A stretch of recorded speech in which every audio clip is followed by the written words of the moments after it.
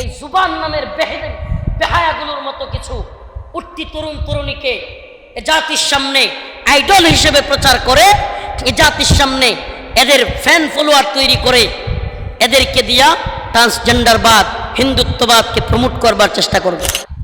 এই যে সাংস্কৃতিক আগ্রাসন, এগুলোর বিরুদ্ধে আমাদেরকে কথা বলতে হবে, প্রতিবাদ করতে হবে। এই ট্রান্সজেন্ডারবাদী, এই ট্রান্সজেন্ডারকে প্রমোট করা ব্যক্তিদের বিরুদ্ধে কঠোর ভাষায় কথা বলতে হবে।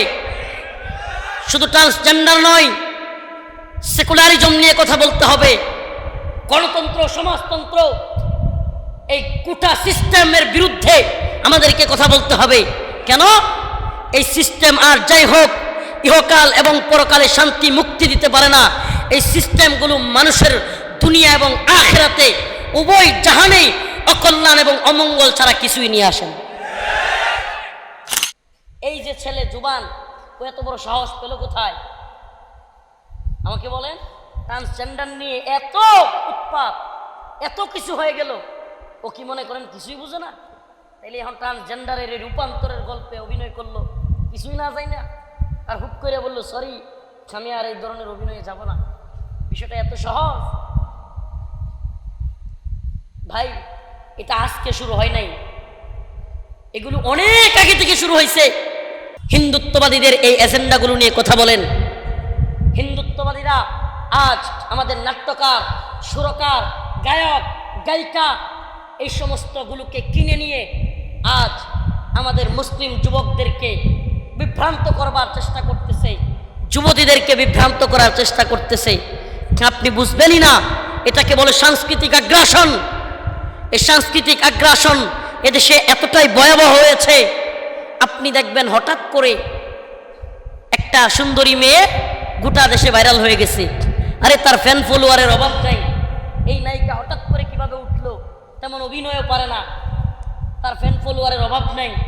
আপনি দেখবেন বিভিন্ন মিডিয়া, কর্পোরেট ব্যবসায়ীরা তার পিছনে উঠে পড়ে লাগছে, তাকে পিছন থেকে শেল্টার দিয়ে একের পর এক নিউজ করাচ্ছে। সে হাঁচি দিলেও নিউজ, সে বায়ু ছাড়লেও নিউজ। সারা দেশের এত সমস্যা, এগুলো নিয়ে নিউজ করবার সময় নাই। কিন্তু দেখবেন নির্দিষ্ট কিছু ব্যক্তিকে প্রমোট করার জন্য এদেশের তথাকথিত মিডিয়াগুলি উঠে পড়ে লাগবে সেলিব্রিটি বানানোর জন্য। দিন শেষে এই সমস্ত সেলিব্রিটিগুলোকে দিয়ে এই জুবান নামের বেহায়াগুলোর মতো কিছু উঠতি তরুণ তরুণীকে এ জাতির সামনে আইডল হিসেবে প্রচার করে, এই জাতির সামনে এদের ফ্যান ফলোয়ার তৈরি করে এদেরকে দিয়া ট্রান্সজেন্ডারবাদ, হিন্দুত্ববাদকে প্রমোট করবার চেষ্টা করবে। হচ্ছেও তাই, হচ্ছেও তাই। এটাকে বলে সাংস্কৃতিক আগ্রাসন।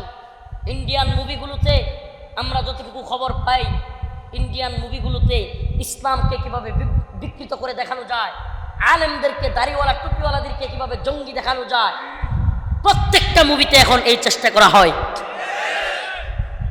বাংলাদেশেও আপনি দেখেছেন যত রাজাকারের অভিনেতা আছে, অভিনয় আছে, একেবারে সেই মুক্তিযুদ্ধের পর থেকে সকল অভিনয়ের মধ্যে রাজাকারের অভিনয় দেওয়া হয় একটা দাড়িওয়ালা আর টুপিওয়ালাকে। আস্তাগফিরুল্লাহ, নাউজুবিল্লাহ। দাড়িওয়ালা আর টুপিওয়ালারাই নাকি রাজাকার। এই যে সাংস্কৃতিক আগ্রাসন, এগুলোর বিরুদ্ধে আমাদেরকে কথা বলতে হবে, প্রতিবাদ করতে হবে। এই ট্রান্সজেন্ডারবাদী, এই ট্রান্সজেন্ডারকে প্রমোট করা ব্যক্তিদের বিরুদ্ধে কঠোর ভাষায় কথা বলতে হবে। শুধু ট্রান্সজেন্ডার নয়, সেকুলারিজম নিয়ে কথা বলতে হবে, গণতন্ত্র, সমাজতন্ত্র, এই কোটা সিস্টেমের বিরুদ্ধে আমাদেরকে কথা বলতে হবে। কেন? এই সিস্টেম আর যাই হোক ইহকাল এবং পরকালে শান্তি মুক্তি দিতে পারে না। এই সিস্টেমগুলো মানুষের দুনিয়া এবং আখিরাতে উভয় জাহানেই অকল্যাণ এবং অমঙ্গল ছাড়া কিছুই নিয়ে আসেন। আমাদেরকে এগুলো নিয়ে কথা বলতে হবে। এই যে ছেলে জুবান, ও এত বড় সাহস পেল কোথায়? আমাকে বলেন, ট্রান্সজেন্ডার নিয়ে এত উৎপাত, এত কিছু হয়ে গেল, ও কি মনে করেন কিছুই বুঝে না? তাইলে এখন ট্রান্সজেন্ডারের এই রূপান্তরের গল্পে অভিনয় করলো, কিছুই না যায় না, আর হুট করে বললো সরি আমি আর এই ধরনের অভিনয়ে যাব না। বিষয়টা এত সহজ ভাই। এটা আজকে শুরু হয় নাই, এগুলো অনেক আগে থেকে শুরু হয়েছে। আমি কয়েকটা প্রোগ্রামে বলছি, সিরাজগঞ্জের তারাস, ওখানের সাহেউল সিদ্দিকীর নাম শুনছিলেন? অনেকে ভুলে গেছেন মনে হয়। ছেলে থেকে হঠাৎ করে মেয়ে থেকে ছেলে হয়ে গেছে। ঢাকা বিশ্ববিদ্যালয়ের এক মেয়ে বক্তাও হয়ে গেছে। আপনার মনে হয় কেউ জানেন না নাকি? সিরাজগঞ্জের মেয়ে কি হয়ে গেছে? ছেলে হয়ে গেছে। আচ্ছা, মেয়ে ছেলে হয়ে গেছে বুঝলাম, বিজ্ঞান বলে হরমোনের কারণে একটু চেঞ্জ এদিক সেদিক হওয়া সম্ভব। আচ্ছা মানলাম। আচ্ছা তাই বলে মেয়ে যদি ছেলে হয়ে যায় তারা কি ওয়াজের মন চাই না বসে দিতে হবে? আপনি আমি তো সেটাই করি নাই? আরে ট্রান্সজেন্ডারকে যারা প্রমোট করতে চায়, গোপনে যারা কাজ করতে চায়, এরাও মনে হয় অবাক হয়ে গেছে। আরে এরা দিয়ে এতই বোকা, আমরা চাইলাম জল পাইলাম শরবত। তারা বললো কি, আমরা চাইলাম যে মেয়ে ছেলে হয়ে গেছে, এটা একটু মানুষের মধ্যে যেন একটু বিশ্বাসযোগ্যতা পায়, এই জন্য একটু প্রচারণা। এখন দিয়ে এরা দিয়ে নিজেরা মাহফিলে নিয়ে গিয়ে আমাদের প্রচারণা তারাই করে। হয়েছে কি হয় নাই? মেয়ে ছেলে হয়ে গিয়েছে। আমরাই ট্রান্সজেন্ডারবাদকে প্রমোট করেছি।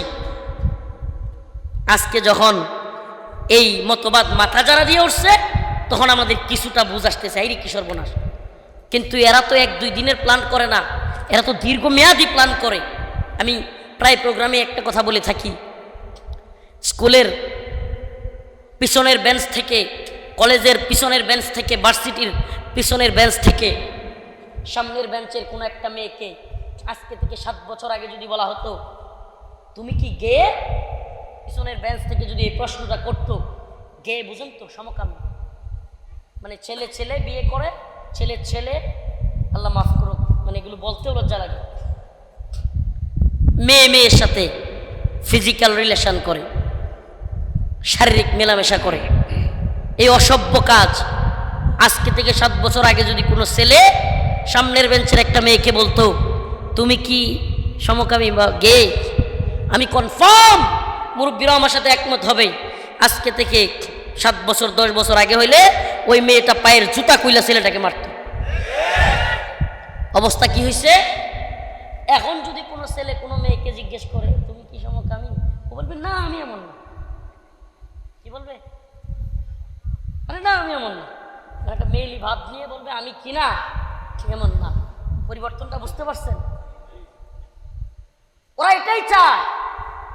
মানসিক পরিবর্তন একদিনে হয় না। এরা জানে এদেশের সংবিধানে রাষ্ট্রীয় ধর্ম ইসলাম আছে, হুট করে বললেই রাষ্ট্রধর্ম ইসলাম বাতিল করা যাবে না। যদিও রাষ্ট্রধর্ম ইসলাম নামই আছে, মদেরও হালাল, সুদও হালাল, পতিতালয়ও হালাল। কয় হুজুর কয় কেরি সব হালাল? এ ভাই, হালাল আরবি শব্দ নাকি বাংলা শব্দ? কথা কোন? হালালের বাংলার অর্থ কি হবে? বৈধ। হালালের বাংলা, হারামের বাংলা কি হবে? আমাকে বলেন, মদ বাংলাদেশে বৈধ না অবৈধ রাষ্ট্রীয়ভাবে? তাইলে যদি বৈধ হয় তাইলে এটাই তো হালাল। আমাকে বলেন না? তাইলে ইসলাম রাষ্ট্রধর্ম থেকে এটা কি হইল?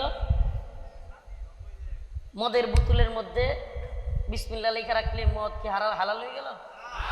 হ্যাঁ, রাষ্ট্রধর্ম ইসলাম, এখন মদও হালাল, সুদও হালাল। আপনি বাংলাদেশের কোনো সুদের ব্যাংক ভাঙতে পারবেন? পুলিশ এসে বাধা দিবে কি দিবে না? অ্যারেস্ট করবে কি করবে না? হালাল হওয়ার জন্য দলিল কি? হালাল হওয়ার জন্য দলিল হলো কোনো কাজ এমনভাবে রাখা হয়েছে, এমনভাবে বৈধতা দেওয়া হয়েছে যে আপনি সেটার বিরোধিতা করতে গেলে, বাধা দিতে গেলে আপনার বিরুদ্ধে অবস্থান নেওয়া হবে, এমনকি আপনাকে গ্রেফতার করা হইতে পারে। তার মানে এটা হালাল। তো বাংলাদেশে সুদের ব্যাংক ভাঙতে গেলে গ্রেফতার হবে কি হবে না? এটা হালাল। তুমি কই থেকে শরীয়ত নিয়ে আসছো? তুমি ইসলাম বুঝোই না। সারা মাস সারা বছর ঘুষ খায়া, সুদ খায়া, মানুষের উপর জুলুম করে নেতা এতিমখানায় এসে 50টা কোরআন বিলি করে দিলি, বাস সাচ্চা মুসলমান। সব জায়েজ। এই জাতি আমরা। কোরআন বিলি করে দিলাম 500। বাহ! আরে দিয়ে কোরআনে যা আছে একটাও মানি না। কোরআনের হক কথা বলতে গেলে আমি আলেমের হুজুরের বিরুদ্ধে যাই। এই হুজুররা খালি বেশি বুঝে। ইসলামে তো কঠিন নাকি? কি বলে ইসলামে তো কঠিন নাকি? প্রিয় ভাইরা আমার, বন্ধুগণ আমার, এই জন্য বলি এই হালাল হারামগুলো নিয়ে আমাদের কথা বলা উচিত। আল্লাহ পাক যাকে হারাম করেছেন আজ তাকে হালাল করা হচ্ছে। আল্লাহ পাক যাকে হারাম করেছেন সেগুলোকে হালাল, আল্লাহ পাকের হালালগুলোকে হারাম। আচ্ছা, বালেগা হওয়ার পরে কোনো মেয়েকে বিয়ে দেওয়া হারাম না হালাল ইসলামে?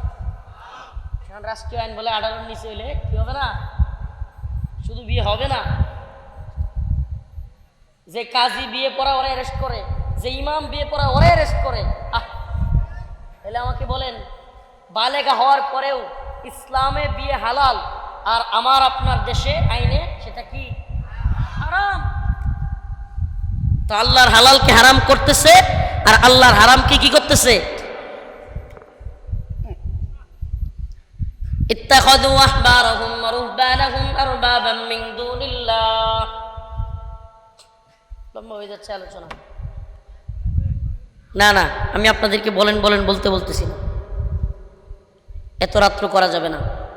তো বলতেছিলাম যে আল্লাহর হালালগুলোকে হারাম, আল্লাহর হারামগুলোকে হালাল হচ্ছে, এগুলো নিয়ে আমাদের কথা বলার দরকার আছে না নাই? মুসলমান কাফেরের সাথে কি আচরণ করবে, কতটুকু আচরণ করা যাবে, কিভাবে আচরণ করতে হবে, মুসলমানদের সাথে কি রকম আচরণ করতে হবে, এগুলো জানার প্রয়োজন আছে না নাই? আল্লাহ পাক কোরআনে বলেছেন, ওয়া মান ইয়াকফুর বিত-তাগুত ওয়া ইউমিন বিল্লাহ, তোমরা তাগুতকে অস্বীকার করো, ওয়া ইউমিন বিল্লাহ, এরপর ঈমান আনো আল্লাহর উপর, ফাকাদ ইসতামসাকা বিল উরওয়াতিল উসকা লা ইনফিসামা লাহা, তাহলে কি হলো? শক্তভাবে আঁকড়ে ধরা হইল, লা ইনফিসামা লাহা, এটা আর ছুটবে না। সুবহানাল্লাহ। তো তাগুত কি এটাই তো জানি না, বর্জন কেমনে করব আমাকে বলেন? তো তাগুত জানবার দরকার আছে না নাই? একটা সংজ্ঞা দিয়ে যায়, আল্লাহর বিরুদ্ধে যদি কেউ আইন রচনা করে, আল্লাহর বিরুদ্ধে যদি কেউ কথা বলে, আল্লাহর আইনকে যদি কেউ অমান্য করতে বলে এবং কোনো ব্যক্তি যদি তাদের অনুসরণ করে এবং সেও যাদেরকে মানা হলো সেও সন্তুষ্ট চিত্তে মেনে নেয়, তাহলে সেই ব্যক্তি, সেই পীর, সেই নেতা, সেই মূর্তি, এগুলো সব তাগুত। বুঝাইতে পারি না? মানে কোনো ব্যক্তি আল্লাহর বিরুদ্ধে সরাসরি গেল, আল্লাহর বিরুদ্ধে আইন করলো, আল্লাহ পাক যা বলছেন তার বিরুদ্ধে অবস্থান নিল এবং মানুষও তাকে মেনে নিল, মানুষ কি করলো? সন্তুষ্ট চিত্তে, এবং তাকে মাইনে নেওয়ার কারণে সেও খুশি, ব্যাস সে আল্লাহর জায়গায় বসে গেছে। সে কোথায় বসছে? আচ্ছা আমাকে বলেন, আল্লাহ বলছেন একটা আর একজন সৃষ্টি মানে বান্দা মাখলুক সেও বলছেন আরেকটা, এখন আল্লাহরটা না মানে বান্দারটা মানলে কাকে রব মানলেন? সহজ সহজ কথা, কাকে রব মানলেন? বান্দাকে। আল্লাহকে বাদ দিয়ে বান্দাকে রব মানা যাবে? আল্লাহ পাক আমাদের সবাইকে আল্লাহকে রব হিসেবে পেয়ে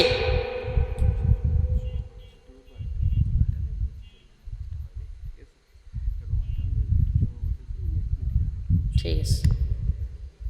তো আমি যে কয়েকটা কথা বললাম, বুঝানোর চেষ্টা করলাম, এই উম্মতের কথা বলবার বিষয়ের অভাব নাই, এই উম্মতকে ঐক্যবদ্ধ করবার দরকার। বিভিন্ন অনেক বিষয় আছে যেগুলো আমাদের মধ্যে কথা বলবার প্রয়োজন, জানবার প্রয়োজন।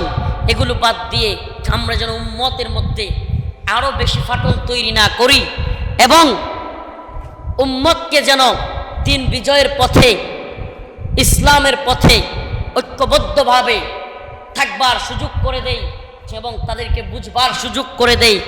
এই কাজগুলো আমরা করব তো ইনশাআল্লাহ। আল্লাহ পাক আমাদের সবাইকে দিন বিজয়ী কাফেলায় শরীক হওয়ার তৌফিক দান করুক। ওয়া আখিরু দাওয়ানা। বসেন, দোয়া হবে। তার আগে মসজিদের জন্য একটু রুমাল দেয়া হবে, অল্প অল্প করে সবাই দেওয়ার চেষ্টা করি। দিবেন তো ইনশাআল্লাহ? এই রুমাল নিয়ে যান।